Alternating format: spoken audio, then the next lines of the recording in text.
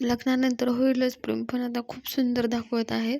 तर जीवा नंदिनीला म्हणत असतो की मला ना गरजू लोकांसाठी काही ना काही करायचं आहे. तू कसं तुझ्या आनंदनिवासमध्ये ह्यांच्यासाठी करते, तर तसं काही करायचं आहे. तर मला जमेल का? तर नंदिनी म्हणत असते, का का नाही जमणार तुम्हाला? मी आहे ना तुमच्यासोबत. तर तुम्हाला जे हवं ते तुम्ही करा. मी तुमच्यासोबत आहे. असं म्हणल्यावर जीवा खूप खुश होतं. इकडे आपण बघितलेलं आहे की पार्थ आणि काव्या कॉफी शॉपमध्ये भेटलेले असतात. म्हणजे त्यांचा योगायोगाने तिथे झालेले असतात. ते दोघे पण आलेले असतात. तर त्यांच्या मीटिंग्स असतात त्यामुळे.